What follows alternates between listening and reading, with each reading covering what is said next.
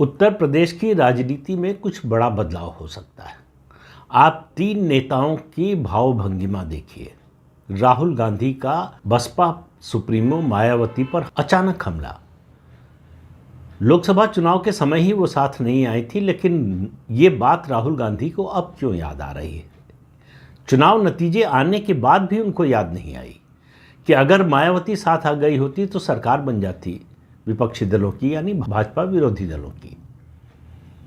तो एक घटना तो ये, दूसरा अखिलेश यादव का बड़बोलापन, लगातार उनका बीजेपी के बहाने से सनातन धर्म पर हमला, और जिस तरह की भाषा वो बोल रहे हैं, जिस तरह की भाषा का इस्तेमाल कर रहे हैं वो देखिए। और बसपा सुप्रीमो मायावती की चुप्पी या उनका शांत भाव, इन तीनों को जोड़कर देखने की कोशिश कीजिए तो एक तस्वीर बनेगी। और ये तस्वीर बनाई जा रही है 2027 के उत्तर प्रदेश विधानसभा चुनाव के मद्देनज़र कि उस समय समीकरण क्या होगा। तो पहले उस समय की समीकरण की बात करें कि क्या होगा, उससे पहले देखिए अभी स्थिति क्या है। अभी स्थिति यह है कि 2024 के लोकसभा चुनाव में भाजपा की स्थिति खराब हुई थी, उसको बड़ा नुकसान उठाना पड़ा सीटों का। समाजवादी पार्टी को सबसे ज़्यादा फायदा हुआ, फिर कांग्रेस को फायदा हुआ।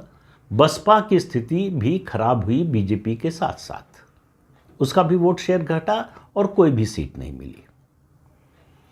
आज परिस्थिति यह है कि 4 जून 2024 की तुलना में भारतीय जनता पार्टी बहुत आगे निकल गई है। योगी आदित्यनाथ का जो व्यक्तित्व है वो पूरे प्रदेश पर हावी है।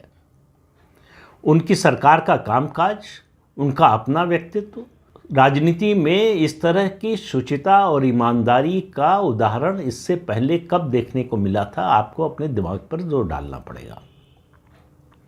और इसके लिए आपको जो है 50s और 60s के दौर में जाना पड़ेगा, तब भी तुलना करना मुश्किल होगा।